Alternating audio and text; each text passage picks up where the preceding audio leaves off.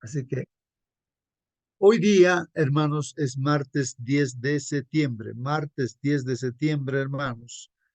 Estamos estudiando el libro de Marcos, el Evangelio según San Marcos. Ahí se describe la vida de nuestro Señor Jesucristo, ¿no? El objetivo por el cual vino y pues que también se fue al cielo y va a volver por segunda vez y esperamos esa venida, ¿no? Entonces ahí está el Evangelio según San Marcos. Hay cuatro evangelios, ¿no? Ahí está según San Mateo, también está según San Lucas y también según Juan, ¿no? Ahí están y hablan justamente de este mismo tema, ¿no? Hoy día vamos a estudiar, hermanos, acerca de este tema, hermanos, ¿no? Y el título está en pantalla. ¿Alguien, por favor, puede dar lectura? Getsemaní, dice hermano. Muy bien, hermano. ¿Qué cosa es Getsemaní, hermanos? Si alguien quiere comentar, quiere apoyar, hermanos, para ilustrarnos, ¿qué es el Getsemaní? ¿Qué es Getsemaní? Uno puede ver diccionario, ¿no es cierto? Pero a ver, ¿qué significa Getsemaní? ¿Qué es Getsemaní? A ver, ¿alguien quiere apoyar, quiere ver diccionario y pueda decirnos qué cosa es Getsemaní? Bueno, aquí vamos a ver a Jesús, justamente está, es un lugar, ¿no? Getsemaní. Bueno, lo tomé del internet, hermanos, claro que es un dibujo nada más, ¿no? Un dibujo ahí, en el dibujo estoy viendo, recién me estoy dando cuenta, ¿no?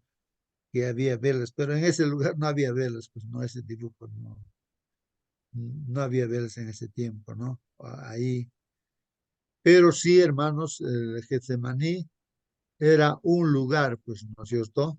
¿Dónde estaba este Getsemaní? Era un jardín, ¿no? Un jardín, estaba ahí a las laderas, dice, del monte de los olivos. Mm, Habría pues, Yo olivos ahí. tengo, yo tengo mi Getsemaní o no, hasta ahora, a esta edad que ya tengo mi Getsemaní personal o no. También me preguntaría, ¿no? Muy bien, muy bien. Ahí está una pregunta muy buena, hermanos. Si nosotros, acerca de nuestro Getsemaní, hermanos, ¿no?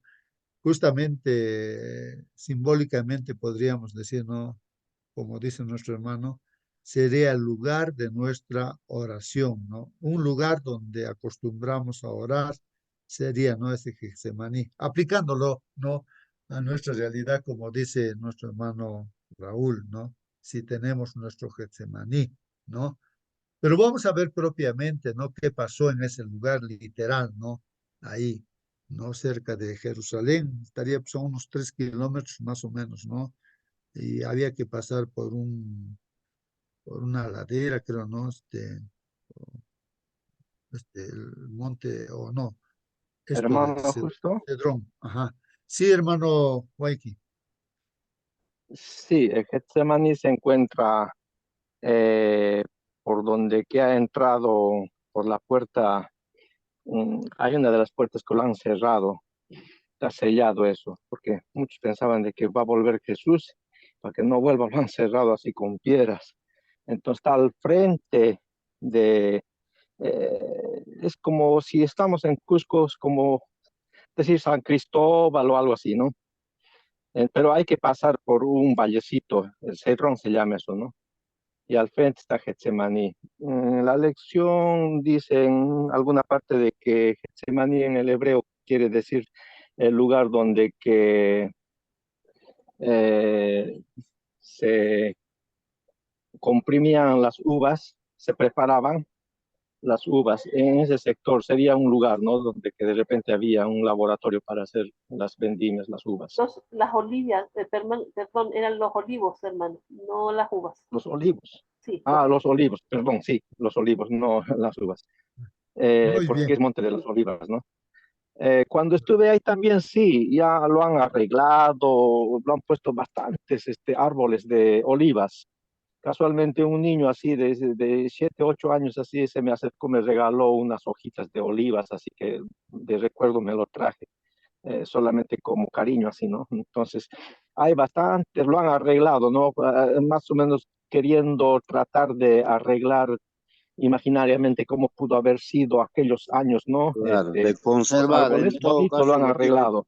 conservado, ¿no?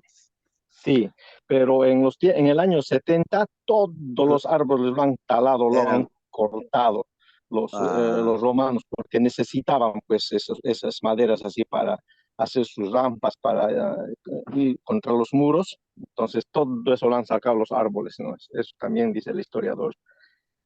Bueno, continuemos, gracias, hermano. muy bien, hermanos, ahí está el lugar, hermanos, no este de Getsemaní. Ya nos imaginamos, pues no, claro, con el tiempo ha sufrido muchas modificaciones, ¿no? Bien, hermanos, entonces, ¿qué pasó allí? Lo importante, hermanos, aquí, por ejemplo, si podemos imaginarnos en la oración, el dibujo, hermanos, alguien ha podido orar, hemos podido orar, ¿no? Hasta que sudemos, hermanos, y que nuestro sudor cae gotas, así, gotas pues caen, literalmente gotas, como si fueran gotas de sangre, hermanos, ¿no? Y esto, ¿por qué, hermanos? Habría una angustia terrible, grande, hermanos, en Jesús. Pero la pregunta es, ¿cómo Jesús angustiaba? Pero si nunca estaba así, siempre oraba y estaba triste, muy triste, dice allí, hermanos, ¿no? O sea, ni siquiera podía dar ya un paso, se tambaleaba, hermanos. Tal vez Hermano, necesitaba de justo, apoyo para que le sostengan. Y hermanos, pues realmente buscaba ayuda ahí, ¿no? De sus discípulos. Sí, alguien quería preguntar o hacer un comentario. sí, hermano, justo, Getsemaní es el huerto, a ver, ahí está, es el huerto de Getsemaní, un lugar cuyo nombre significa literalmente prensa de aceite de oliva, ¿no? Para sacar como la prensa le estrujan hasta que salga el aceite. Y nuestro Señor Jesucristo allí oró y dice, caían gotas de sangre de su frente. Nadie esto experimentó de los humanos, ¿no?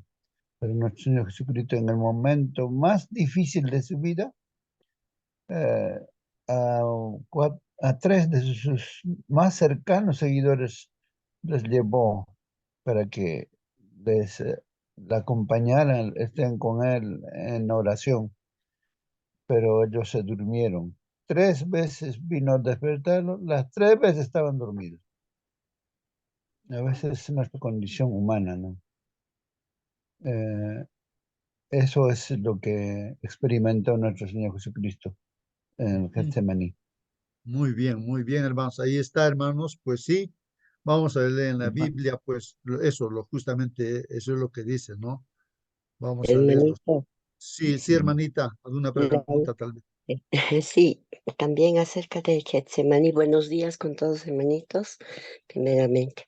Buen día, hermano. Getsemaní, como usted estaba diciendo al principio, ¿no? Getsemaní es un lugar mencionado en los evangelios del Nuevo Testamento. Es un huerto o jardín situado en las faldas del Monte de los Olivos, cerca de Jerusalén. En la tradición cristiana, Getsemaní es especialmente significativo porque fue el lugar donde Jesús oró intensamente la noche antes de su arresto y crucifixión. Durante este tiempo, según los evangelios, Jesús experimentó una gran angustia, orando a Dios para que, si fuera posible, se le evitara el sufrimiento que sabía que estaba por venir, pero finalmente se sometió a la voluntad de Dios. Getsemaní simboliza un lugar de prueba y sufrimiento, pero también de profunda comunión con Dios y entrega total a su voluntad. Amén, hermanito, amén. Amén, amén, hermanos. Sí, pues ahí está, hermanos. No sé si alguien pudiera ya decir, ¿no? En realidad, ¿qué lección encontramos nosotros allí, ¿no? Y por qué? Nos hacemos muchas preguntas, ¿no? ¿Por qué? ¿Por qué Jesús, ¿no? Él, claro, era un humano 100% como nosotros, pero él nunca se le había visto, ¿no? A lo largo de estos 3 años y medio, ¿no? Que él Hermano, predicó y todo ello, no, nunca se le vio en esa situación terrible, ¿no? Donde necesitaba apoyo, apoyo, hermanos, necesitaba, estaba angustiado terriblemente, hermanos. tal vez ningún ser humano, o no sé, tal vez nosotros también nos podemos angustiar de esa manera, no sé, pero ahí está el Señor Jesús en una lucha, en una batalla prácticamente. Sí, hermano, ¿alguna pregunta, hermano Celso? La pregunta es, ¿por qué se dormían los tres, Juan, Pedro y Jacobo o Santiago, en ese momento? ¿Por qué estaban digamos, con sueño ese momento? Seguramente era, como dice, las 3 de la mañana, y es ahora pues cuando ayunamos, cuando hacemos vigilia, es ahora el sueño agarra hasta por gusto, ¿no? Entonces seguramente eso ha pasado, hermano, por eso lo encontró el Señor durmiendo esa hora, ¿no? Gracias, hermano. Muy bien, sí, pues hermanos, ¿no? Entonces, aquí lo importante, hermanos, es decir, ¿qué tiene que ver, hermanos? A ver, ¿qué objetivo tiene en este caso la oración? ¿No? O sea, el objetivo de la oración, vamos a ver, hermanos, que, bueno, en el fondo, hermanos, pues la guerra contra Satanás, la guerra realmente, hermanos, la guerra más cruenta, decisiva, de quién gana, quién pierde, hermanos, está pues justamente en el lugar de la oración, hermanos. Ahí es donde está la batalla cruenta, hermanos. Entonces, si queremos vencer al enemigo, yo lo que estoy aprendiendo es de que, ¿dónde lo voy a vencer? Justamente en la oración, hermanos, orando. No hay otra forma, hermanos. Y Jesús, vamos a ver aquí cómo vence al enemigo, no con la oración, hermanos, cómo vence. El enemigo estaría tentando de N formas, atacando a nuestro Señor Jesucristo, ¿no? Mentalmente, en todo sentido de la palabra. Pero por otra parte, el Señor como ser humano, orando, ¿no? Dependiendo de su Padre, ¿no es cierto? Pidiendo fuerza y todo, ¿no? Porque humanamente, hermanos, él de repente no, así como nosotros humanos, tal vez nuestro cuerpo, nuestra carne, no quiere entregarse, Ahora pero se puede vamos a ver, entender, hermano. vamos Ahora a se, ver, ahora se puede entender, hermano, donde dicen la lucha no es con sangre, ni espada, ni cañones. O sea, no es la lucha de esa manera. Entonces, ahora esta mañana entenderemos cómo es esa lucha, hermano. contra espíritus. es, así es, hermanos. Entonces ahí está pues Hermanito, la lucha. eh, por qué estaba angustiado y lloraba gotas de sangre nuestro Señor Jesús? Es que realmente sabía que estaba a punto de enfrentar un sufrimiento físico extremo a través de la crucifixión, pero más allá del dolor físico también cargaba con el peso del pecado de toda la humanidad. En ese momento Jesús comprendía plenamente el sacrificio que estaba por hacer, no solo en términos de su muerte, sino en su separación temporal de Dios a cargar con los pecados del mundo. La angustia de Jesús refleja su humanidad. Aunque era divino, experimentó emociones humanas, como usted decía, ¿no? Con el miedo, la ansiedad y el dolor. En el Evangelio de Lucas 22:44 se menciona que su sufrimiento fue tan intenso que su sudor se transformó en gotas de sangre, un fenómeno médico conocido como hematidrosis, que ocurre bajo un estrés emocional extremo. Amén, hermanito, amén. Amén, amén, amén, hermanos. Muy bien, hermanos, sí, pues, hermanos, aquí la angustia, el sufrimiento y todo, porque en esta lucha, ¿no? Porque imagínense, hermanos, el enemigo cómo ataca. Nosotros también como somos humanos, tenemos también pues las experiencias, ¿no? ¿Cómo nos ataca el enemigo? ¿No? El enemigo nos ataca a través de la mente, nos pone ideas, pensamientos, hermanos, pues le diría a Jesús, ¿no? Que ¿por qué? ¿Por qué él tiene que sufrir toda esta, o sea, tomar el pecado de la humanidad, ¿eh? Y separarse de su padre? Esa es la angustia, ¿no? De separarse de su padre, ¿no? Ese es el problema. Porque de morir todos vamos a morir de una u otra forma, eso no hay ningún problema de eso. El problema es, hermanos, la angustia de separarse así de Dios. Jesús es uno con nuestro Padre, es uno. Ahora, ¿cómo se va a separar? Es que nuestros pecados tienen que separarlo y tiene que sufrir el castigo que merecemos nosotros, ¿no? Pero hermanos, yo no sé si usted tiene una experiencia, imagínese tú eres el director de grupo y todos los hermanitos del grupo, o sea, tú ves que nadie, ninguno, o sea, está comprendiendo las cosas así de Dios, pero tú sí estás comprendiendo. Y entonces, no sé tú qué cosa puedes pensar, ¿no? En una situación difícil, no, entonces tú de repente, un líder de repente piensa y dice, ¿no? ¿Para qué yo voy a seguir aquí si nadie hace caso? ¿Para qué voy a seguir liderando aquí? No, me voy, iré a otro sitio o algo así, ¿no? O sea, está experimentando de que todos, hasta sus propios discípulos lo van a traicionar, Pedro lo va a negar, o sea, todo, ¿no? Por eso yo veo, hermanos, que si ha sentido alegría el Señor Jesucristo en medio de esa crucifixión, que Él, a pesar de que todos lo han abandonado, pero en la cruz vemos un ladrón, hermanos, que le dice, ¿no? Acuérdate de mí cuando estés en tu reino.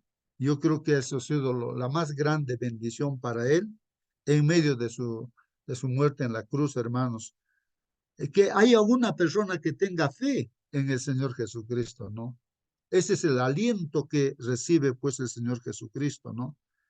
Y un líder, pienso en la iglesia, un pastor, así, que vea a un hermanito que trabaja, que hace de todo, ¿no es cierto? Que eso es lo que causa más alegría, ¿no es cierto? Gozo para un líder y para Dios sobre todo, ¿no?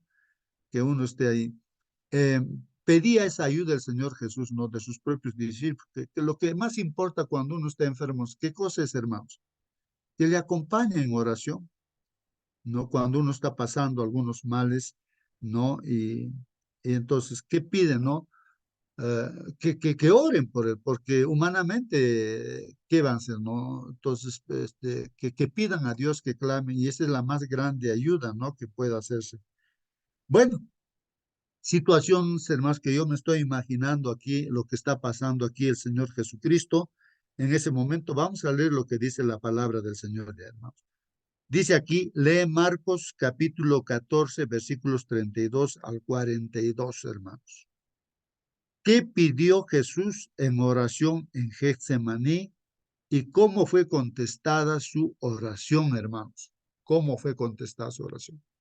Entonces vamos a ver qué cosa es lo que pide el Señor Jesucristo y cómo el Padre, nuestro Dios, le contesta, ¿no? A Jesús, le contesta su oración. Hermanos, vamos a ver aquí, dice la Biblia así. Marcos 14, 32 al 42. Dice, vinieron pues a un lugar que se llama Getsemaní. Ahí está. Jesús con sus discípulos vinieron ¿a dónde? A Getsemaní. Entonces, hermanos, Jesús dijo a sus discípulos, sentaos aquí, entre tanto que yo oro. Siéntense aquí, yo voy a ir allá a orar, ¿no? Y tomó consigo a Pedro, Jacobo y Juan y comenzó a entristecerse y a angustiarse. O sea, llevó a tres de sus discípulos que siempre estaba a su lado, Pedro, Santiago, Jacobo, ¿no? Y Juan, ¿no? Y es ahí donde el Señor dice, se empieza a entristecerse, se pone triste, hermanos. ¿Cómo puede ser un cristiano que esté triste? O sea, el Cristo mismo esté triste, hermanos. Comenzó ¿de qué se entristece el Señor? ¿Por qué se entristece el Señor? Uno tiene que meditar y pensar qué es lo que está pasando, hermanos. A veces uno no comprende eso, ¿no? O lo pasa por alto eso, hermanos. Acá nosotros tenemos que ver, hermanos, se está entristeciéndose. ¿Por qué, hermanos? Porque vamos a ver acá, es que se va a correr, se va a determinar la suerte de cada uno de nosotros, hermanos, ¿no? Aquí, y esa tristeza está viniéndole a él, hermanos, y también se empieza a angustiar. ¿Por qué angustiarse, hermanos? ¿No? Acá tenemos que ver nosotros, hermanos, en esa tristeza y esa angustia que él está pasando, hermanos. Porque acá se ve el destino de la humanidad, hermanos, ¿no? el destino de la humanidad. Y les dijo, pues, ¿no? A los discípulos, él mismo, ¿no? Cómo manifiesta, expresa, ¿no? Lo que siente el Señor Jesucristo a sus discípulos, a estos tres discípulos, ¿no? Mi alma está muy triste, dice. Estoy muy triste, está diciendo. Hasta la muerte. ¿Cómo es esa tristeza, hermanos? Hasta la muerte. Hasta la muerte, ¿no? Entonces uno podría haber preguntado ahí de repente, Señor, ¿por qué estás triste hasta la muerte? ¿Qué te pasa, Señor? ¿No? ¿Qué te pasa? ¿No? Bueno, ¿Por qué estás justo, triste hasta la muerte? ¿No? Uno trataría de entender eso, ¿no? ¿Por qué? Sí, hermana Mónica. eh, bueno, hace un momento mi hermano Raúl decía de que a veces nosotros tenemos nuestro propio Getsemaní, y la verdad es que guardando las proporciones estamos tan lejos de tener un Getsemaní parecido al que tuvo Jesús. Quisiera compartir algo con ustedes. Aquí dice que solo podremos entender la causa de esta tristeza mortal de Jesús si nos damos cuenta de que no se trataba únicamente de la angustia ante la muerte que los seres humanos atravesamos al final de nuestros días. En su caso era una muerte diferente. Él no moría como consecuencia de sus propios pecados, ya que no los tenía, sino que él moría en sustitución de los pecadores, cargando en ese momento la maldad de toda la humanidad. Muchas veces nosotros sufrimos como consecuencia de algunos de nuestros pecados y sabemos por experiencia lo doloroso que esto es. Pero ¿qué sería para el Señor sufrir de forma condensada? O sea, eran todos los pecados del mundo, no era un pecado, ¿cierto? Sino que todos los pecados del mundo. No cabe duda que nunca nadie ha experimentado un dolor y amargura semejante. Y en esos momentos su santa humanidad fue oprimida y agobiada hasta lo sumo. Algunos han criticado a Jesús porque en esos momentos no asumió la actitud heroica que debería esperarse de él. Argumentan que otros hombres han afrontado la muerte con mucha más serenidad que él, pero quienes así hablan es evidente que no han entendido lo que implicaba la muerte para Jesús. Ya hemos hablado del terrible sufrimiento que tuvo que suponer para un ser santo e inocente como Jesús el tener que cargar sobre sí la culpabilidad acumulada de toda la humanidad. Pero había otro aspecto unido a este que todavía tenía que producirle mayor agonía, y era el hecho de que cuando fuere colgado en la cruz quedaría bajo la maldición de Dios, mientras toda la santa ira del juez justo recaía sobre él. Es que eso es, hermano, toda Ujú. la ira del juez justo recaía sobre él, esa ira que cae sobre el pecado, porque Dios es amor, pero es totalmente opuesto a lo que es el pecado, o sea, el pecado lleva todo el, bueno, lo que dice aquí, la ira de Dios. Muy bien. Hermanos, sí, pues ahí vale la pena recalcar mucho. Hablamos acerca del amor de Dios, hermanos, pero no se está hablando de que Dios es justo. No pasa por alto ni un pecadito, ni una bromita, ni una cosita así pequeñita. Para nosotros es común pecar y no nos damos cuenta, hermanos. Pero esa mentirita, por muy pequeñita, eso es lo que le llevó, pues, hermanos, a tener que separar. Esa muerte, hermanos, la muerte todos vamos a morir, no pasa nada con eso de la muerte o los sufrimientos que le han hecho, le han clavado con los clavos, le han escupido, todas cosas, no, cualquiera puede pasar. Lo que realmente aquí, lo que le angustia eh, y le pone muy triste, hermanos, hasta la muerte, es que él se va a separar de su padre y su padre lo va a castigar a él lo va a destruir, así como que Dios es fuego consumidor para el pecado. O sea, Dios es justo, no puede haber pecado, hermanos. Y esa muerte que nosotros merecemos, hermanos, eso lo va a tener que pasar, experimentar eso. Y para una gente mire, su propio pueblo lo ha rechazado. Y por ese mismo pueblo y por todos nosotros también, Él va a dar su vida. Justamente la angustia está allí, hermanos. La angustia está ahí. Gente ingrata, no gente que no le da importancia. ¿Y qué de nosotros, hermanos? ¿Creemos realmente de verdad en el Evangelio, en lo que Jesús ha hecho? ¿Cómo vivimos nosotros? ¿Cómo demostramos por nuestra propia vida? ¿Valoramos realmente lo que ha hecho el Señor Jesús? El enemigo le decía, ¿para qué? ¿Para qué das tu vida por esta gente que no se merece? Tú, como mucha gente, como alguien comentaba, decía, ¿no? ¿Por qué no tú dejas que mueran, pues, no? Por su pecado. No quieren, entonces déjalos, pues, ahí, ¿no? Que mueran, ¿no? Tú vuélvete y ya, pues, al cielo y punto, ¿no? Todo solucionado, ¿no? ¿Por qué tienes que tomar sus pecados y pagar ese castigo de esa maldición, ¿no? Que viene de Dios al pecado? ¿Para qué? ¿Para qué te vas a separar de tu padre? Bueno, entonces es un ataque terrible de Satanás, hermanos, a Jesús. Y parece convincente, pues eso, hermanos, ¿no? Claro, uno podría decir eso. Es como que cuando tú estás dando estudio bíblico, te rechaza, pues, ¿y para qué vas a volver? Ya, pues, dice, ¿no? ¿Para qué ya, pues, si estás rechazando?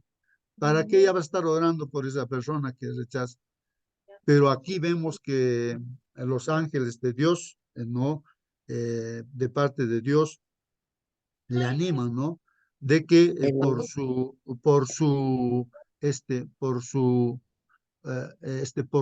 ¿cómo se llama?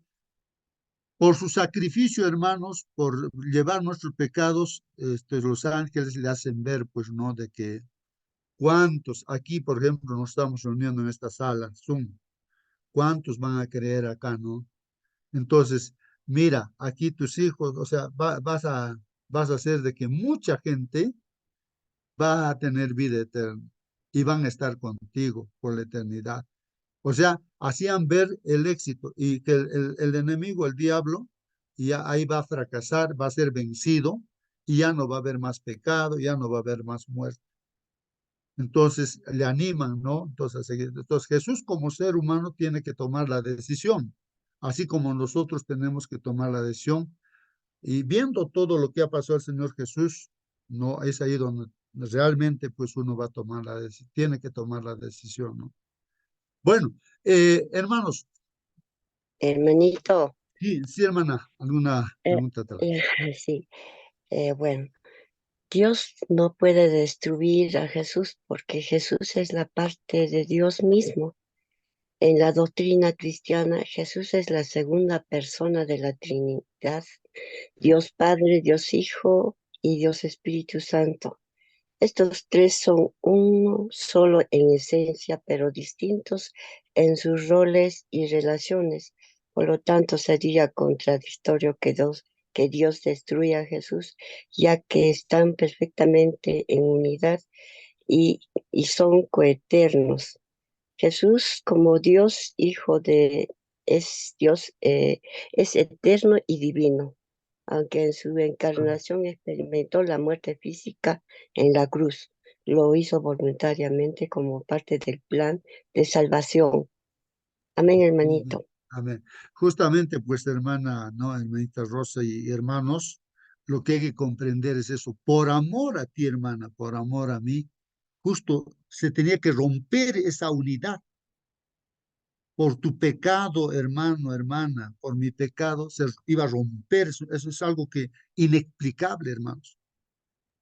Eso tenía que Hermanito, pasar. Por eso termino, ¿no? Aquí dice, ¿no? En la cruz dice, Dios mío, ¿por qué me has desamparado? ¿Por qué dice esas palabras? Porque realmente, pues el castigo justo que se merece todos los pecados del mundo le ha caído a él, o sea, se ha separado del Padre. Toda esa maldición que es para nosotros, él lo recibe, pues ahí, hermanos. Eso es lo que tenemos que comprender, hermanos, porque si no comprendemos eso, cuánto ha sido el costo de nuestra salvación, no ha sido así siempre. Para eso entonces hubiese dicho el Señor, ya, solucionado, lo destruimos a Satanás, problema solucionado, hacemos otro mundo y ya está. No es así, pues Dios es justo y es amor, hermanos. Ha tenido que experimentar eso, hermanos, la separación de su Padre. Sí, hermano Marcelino, algún comentario, pregunta. en un sermón ya mucho tiempo escuché y se me quedó grabado en la mente. En el Getsemaní pendía el destino de la humanidad de ti y de mí, de un hilo muy delgadito. Bastaba decir, no, volverse al Padre y quedar allí, pero no. Jesús dijo, no sea como yo quiero, sino hágase tu voluntad. En el deseo de todas las gentes, página 636 dice más o menos de esta manera. En compañía de sus discípulos, el Salvador se encaminó lentamente hacia el huerto de Getsemaní. La luna de Pascua ancha y llena resplandecía desde un cielo sin nubes. La ciudad de cabañas para los peregrinos estaba sumida en el silencio. Jesús sabía o había estado conversando fervientemente con sus discípulos e instruyéndolos para el acercarse a Getsemaní, se fue sumiendo en un extraño silencio. Con frecuencia había visitado este lugar para meditar y orar, pero nunca con un corazón tan lleno de tristeza como esta noche de su última agonía. Toda su vida en la tierra había andado en la presencia de Dios, pero ahora le parecía estar excluido de la luz de la presencia sostenedora de Dios. Ahora se contaba con los transgresores, sintiendo cuán terrible es la ira de Dios. Contra la transgresión, exclama, mi alma está muy triste hasta la muerte. En esa terrible crisis, cuando todo estaba en juego, cuando la copa misteriosa temblaba en la mano del doliente, los cielos se abrieron, una luz resplandeció en medio de la tempestuosa oscuridad de esa hora crítica y el poderoso ángel que está en la presencia de Dios, ocupando el lugar del cual cayó Satanás, vino al lado de Cristo. No vino para quitar de su mano la copa, sino para fortalecerle a fin de que pudiera beberla, asegurando, asegurado del amor de su Padre, vino para dar poder al suplicante divino humano. Le mostró los cielos abiertos y le habló de las almas que se salvarían como resultado de sus sufrimientos. Le aseguró que su Padre es mayor y más poderoso que Satanás, que su muerte ocasionaría la derrota completa de Satanás y que el reino de este mundo sería dado a los santos del Altísimo. Le dijo que vería el trabajo de su alma y quedaría satisfecho porque vería una multitud de seres humanos salvados eternamente. Eso dice el deseo de todas las gentes 643. Nos ayuda a entender cómo los seres humanos se durmieron, pero el ángel de Jehová vino a fortalecerlo, no para retirar la copa, sino para que bebiera. Era la voluntad del Padre la salvación, porque San Juan 3:16 dice, de tal manera amó Dios al mundo que dio a su Hijo unigénito para que todo aquel que crea tenga vida eterna. Amén, amén. Muy bien, hermanos. Sí, pues, hermanos, nos lleva a reflexión, hermanos. Y yo me pongo a reflexionar y a pensar, hermanos, en realidad yo me pongo a pensar, yo soy el pecador, ¿no? Yo merezco la muerte eterna, yo sí, ¿no?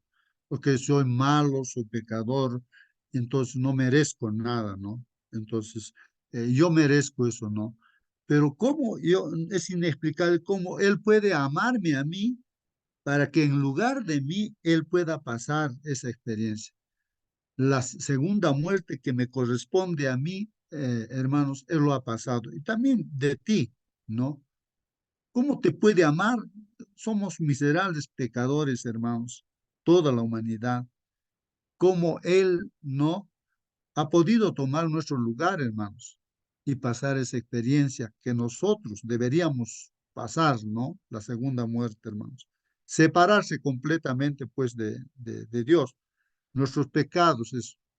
Si Jesús resucitó, hermanos, es porque Él no pecó, simplemente fue como un cordero, ¿no es cierto? De Dios que quita el pecado, como estaba simbolizado así, hermanos. Y al tercer día resucitó, pues no, eso es importante también entender, ¿no? ¿Por qué resucitó el Señor Jesucristo?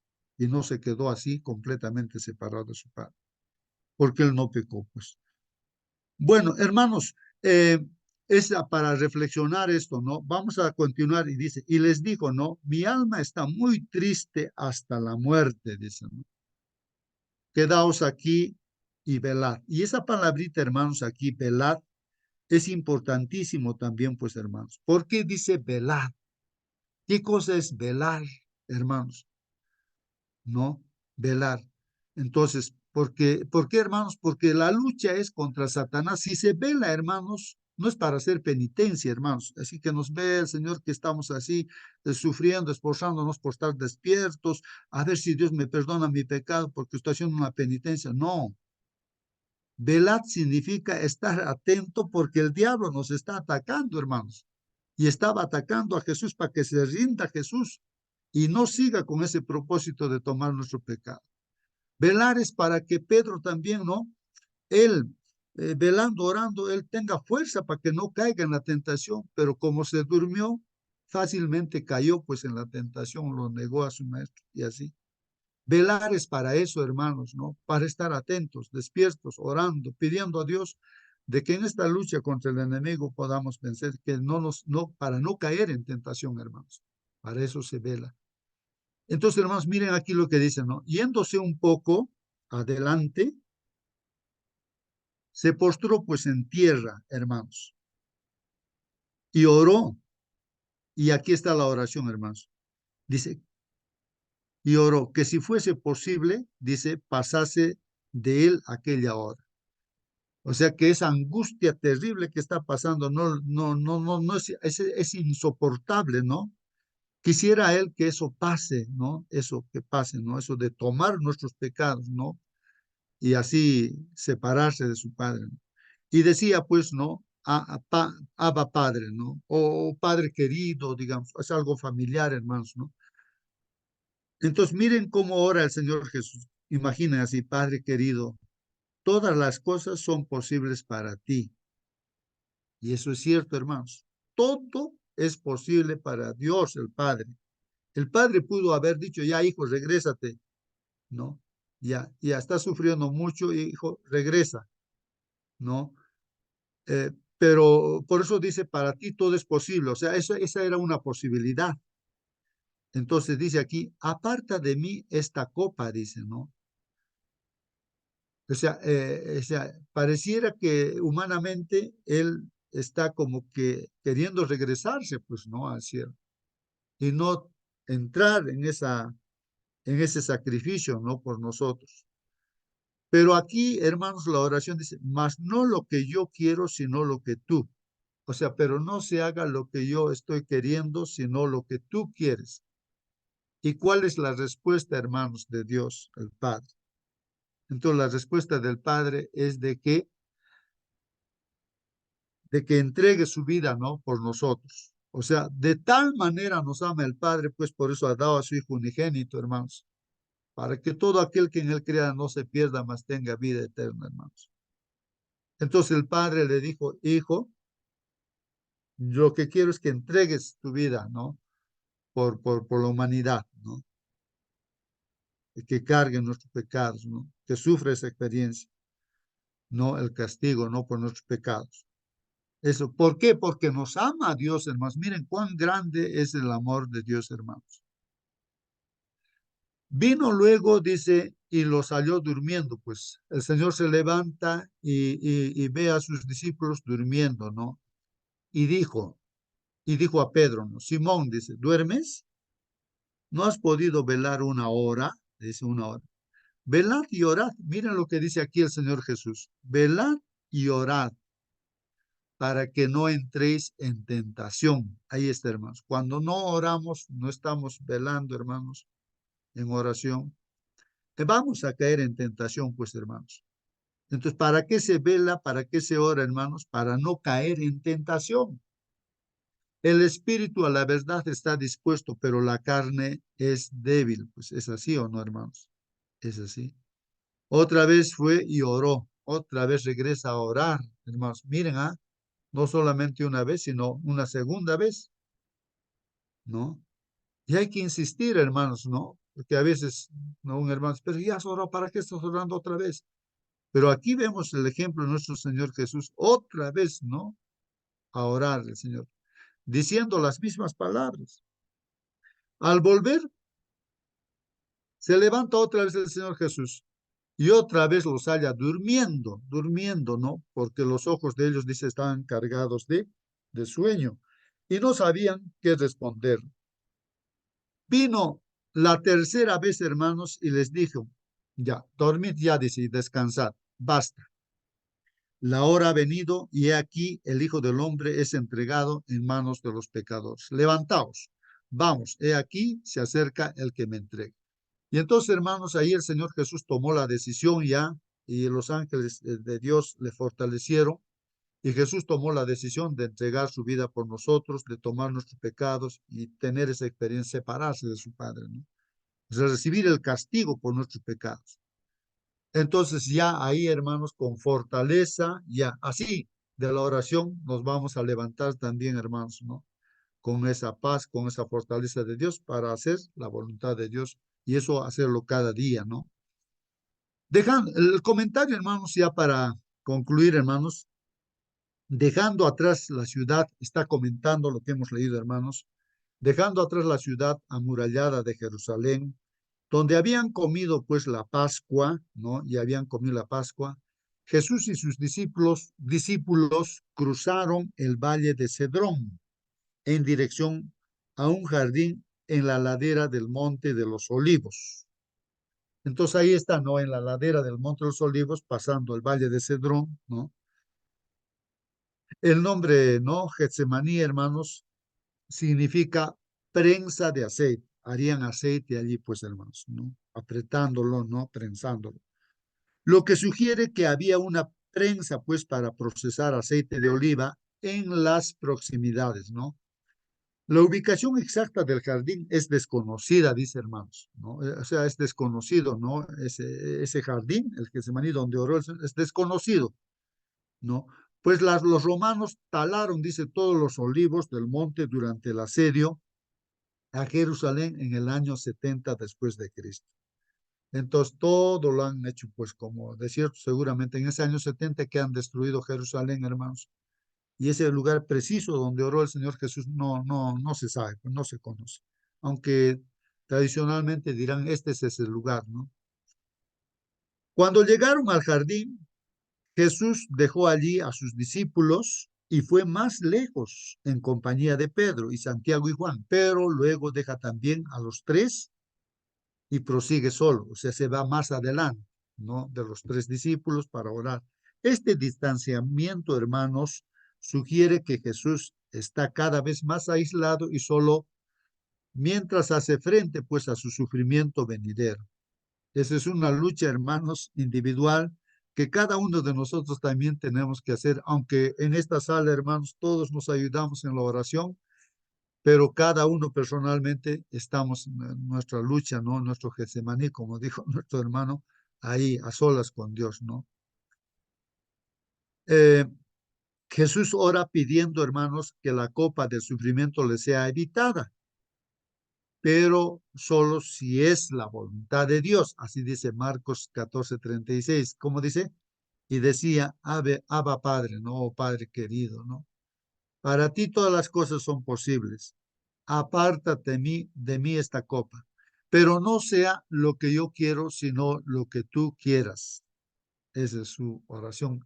Y recuerden, hermanos, que en el Padre Nuestro también se dice eso mismo, ¿no? Vamos a ver eso, aquí quiero que esté en la lección. Usa la palabra aramea Abba, hermanos. Abba Padre, ¿no? Abba, que Marcos traduce como Padre, dice. El término no significa papá, porque papá, dice, es otra palabrita, ¿no? Como algunos han sugerido. La palabra usada por un niño para dirigirse a su papá era Abi es, ¿no? Papá. Pero ese Abba es una palabra no así, de cariño, así como decir papá, algo parecido a eso, ¿no?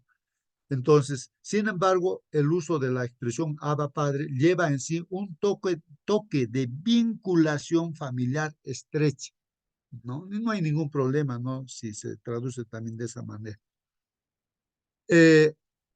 Jesús ora pidiendo la supresión de la copa del sufrimiento, o sea que va a tomar nuestros pecados, ¿no? Y va a pasar esa experiencia, pero se somete a la voluntad de Dios, hermanos.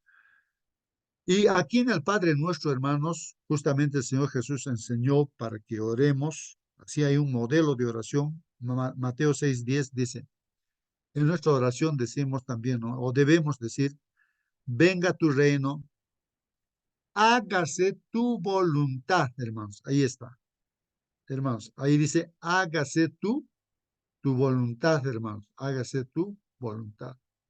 Así en la tierra como en el cielo. O sea, en nuestra oración, hermanos, claro, nosotros queremos muchas cosas, queremos estar sanos, no queremos morir, queremos vivir, queremos tener bendiciones, queremos tener una y otra cosa, ¿no?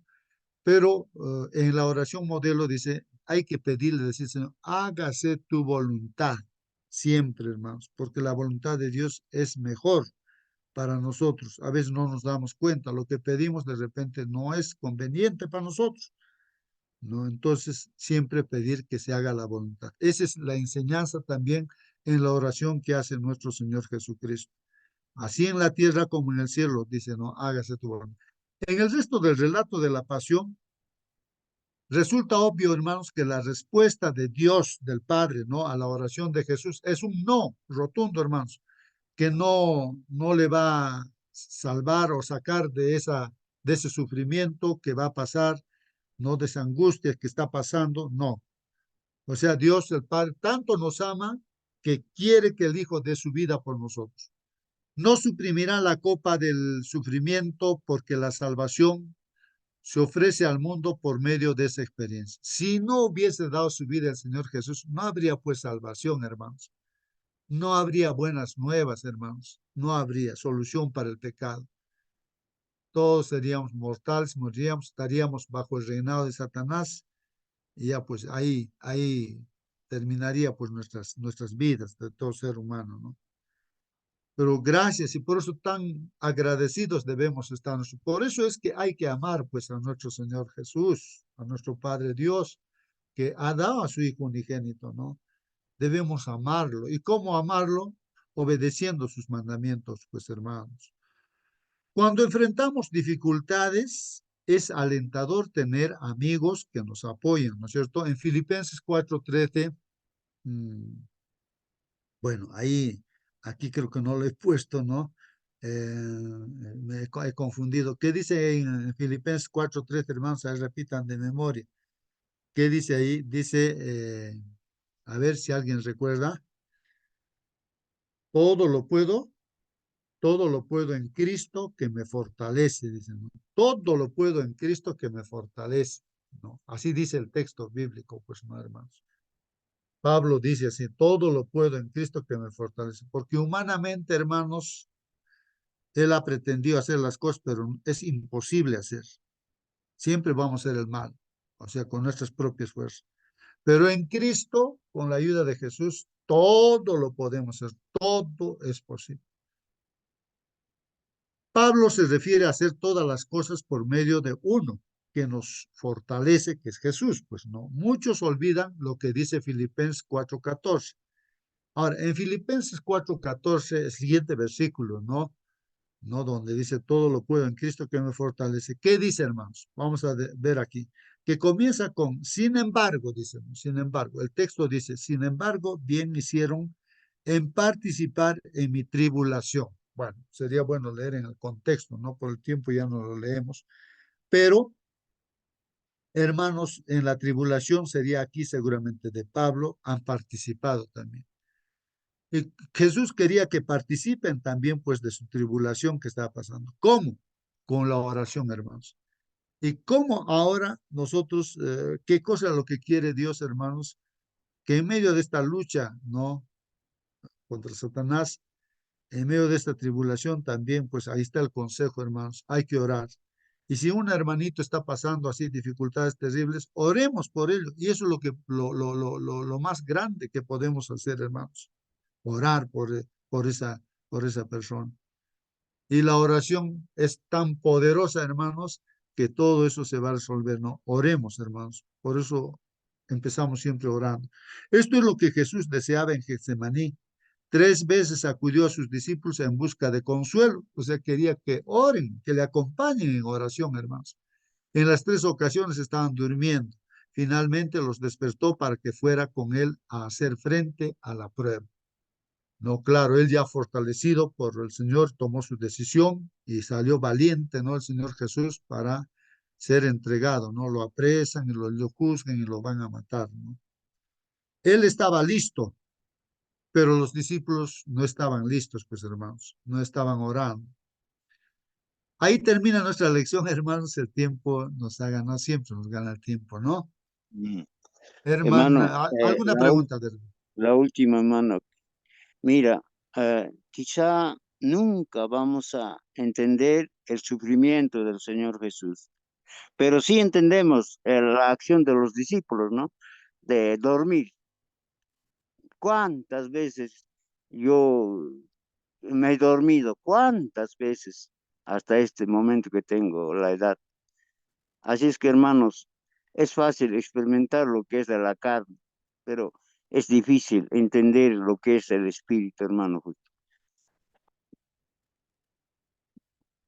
Muy bien, hermano Raúl. Sí, pues, entonces estamos aprendiendo de que el campo de batalla realmente para vencer al enemigo está en la oración. Acordémonos de Getsemaní. Ahí cuando oramos, ahí, hermanos, orando el enemigo está siendo vencido, pues, hermanos, confiando en Dios que nos dé fuerza, entendimiento y todo, ¿no? Entonces, en la oración. Bien, voy a pedir a nuestra hermana Mónica que nos despida con la oración. Hermanita Mónica, por favor. Amén, hermano. Qué buen ejemplo, o sea, qué hermoso ejemplo el que nos da el Señor Jesús. Y Él nos dice allí que velemos y oremos, allí le dice a sus discípulos. Y también es lo que nos recomienda a nosotros para todo tiempo, ¿cierto? Porque si bien es cierto, podemos tener la mejor intención, pero la carne es débil. Es así, la lucha que tenemos, la mayor lucha la tenemos contra esta carne que quiere hacer lo suyo. ¿Ah? Y el enemigo que está allí poniéndonos la tentación porque el enemigo sabe perfectamente de dónde hacernos caer. Es por eso que debemos velar y orar, que es lo que el Señor que es el mejor consejo que nos da nuestro Señor. Vamos a orar, hermanito, ¿sí? Hermana Mónica. ¿Sí? Me escucha, qué bueno. Quisiera antes de que ore un poquito, no comentar, sino leer un poquito de lo que dice el deseado de todas las gentes. Sería bueno que los que tenemos este libro lo repasemos, ¿no? Está en el tema o en el capítulo Getsemaní. Creo que mañana no se va a comentar mucho de esto, por eso es que mañana es otro tema. Entonces, leyendo esto, bueno, terminaremos nuestra lección. Cuando la turba, ¿no es cierto?, se acercó a Jesús, se adelantó Jesús, ¿no? Voy a leerles. Adelantándose a sus discípulos, dijo, ¿a quién buscáis? Contestaron, a Jesús Nazareno. Jesús respondió, yo soy. Mientras estas palabras eran pronunciadas, el ángel que acababa de servir a Jesús se puso entre él y la turba. Una luz divina iluminó el rostro del Salvador y le hizo sombra una figura como de paloma. En presencia de esa gloria divina, la turba homicida no pudo resistir un momento. Retrocedió tambaleándose. Sacerdote, el anciano, los soldados y el mismo Judas cayeron como muertos al suelo. El ángel se retiró y la luz se desvaneció. Jesús tuvo oportunidad de escapar, pero permaneció sereno y dueño de sí. Permaneció en pie como un ser glorificado en medio de esa banda endurecida, ahora postrada e inerme a sus pies. Los discípulos miraban mudos de asombro y pavor, pero la escena cambió rápidamente. La turba se levantó, los soldados romanos, los sacerdotes y Judas se reunieron alrededor de Cristo. Bueno, etcétera, etcétera, hay bastante. Entonces, lo que no narra mucho en los evangelios, leyendo el deseado de todas las gentes, nos puede dar una idea, un panorama mejor de lo que pudo haber sucedido en sus últimos días de Jesús. Gracias. Hermanita, antes de que ore, quisiera leer Juan 3:16, donde dice, porque de tal manera amó Dios al mundo que ha dado a su Hijo unigénito, para que todo aquel que en él crea no se pierda, mas tenga vida eterna. La redención y perdón, dice Jesús, murió para redimirnos de nuestros pecados a través de su sacrificio.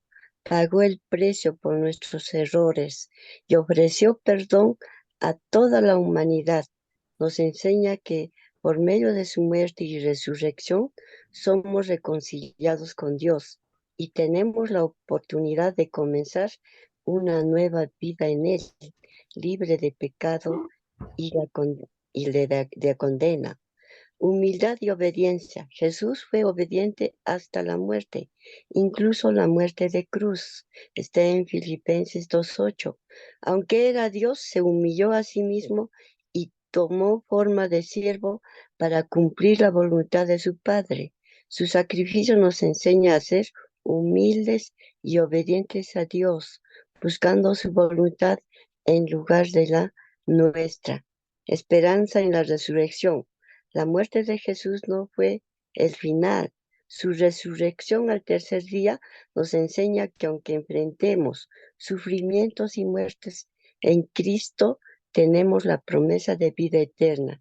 Su victoria sobre la muerte nos da la esperanza de una vida más allá de esta tierra. Amén, hermanito, amén. Amén, hermanita Rosa.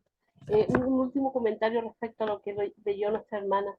El sacrificio de Jesús fue por nuestros pecados y es algo que debemos considerar. El sacrificio de Jesús no fue barato, si bien es cierto, se nos da por gracia, tenemos la posibilidad, es cierto, de vivir nuevamente, eternamente. eh, no debemos mirarlo como cualquier cosa.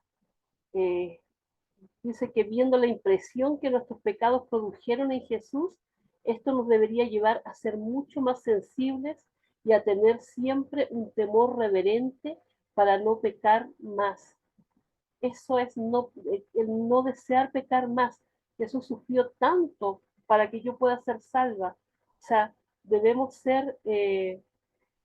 debemos considerar eso, no como cualquier cosa. Vamos a orar, ¿sí? Bendito Padre, Señor, santificado y glorificado sea su santo nombre, mi Dios. Gracias, Señor, nuevamente. Gracias porque nos tiene aquí, Padre bendito y amado. Gracias porque nos da de su Santo Espíritu que pone ese deseo en nuestro corazón de estar aquí para aprender de su palabra. Mi Señor Santo, el día de hoy hemos aprendido acerca del Getsemaní, de esa de ese momento horrible que tuvo que pasar nuestro Señor, eh, con la debilidad humana, mi Señor, de pensar en lo que iba a venir, y no solamente en eso, sino que en la separación que tuvo que sufrir por causa de nuestros pecados, con usted, mi Señor. Dios mío santo, le queremos suplicar, mi Dios, que no tengamos en menos este sacrificio que nuestro Señor hizo, que no lo miremos como poca cosa, mi Señor, sino que lo valoremos como un tesoro, Padre bendito. Mi Señor, gracias a ese sacrificio nosotros podemos tener la esperanza bendita, mi Señor, de que nuestros pecados son perdonados y de que podemos vivir eternamente con usted. Mi Señor, le queremos rogar que nos perdone si hasta esta hora, mi Señor, no lo hemos hecho, no lo hemos valorado, mi Señor.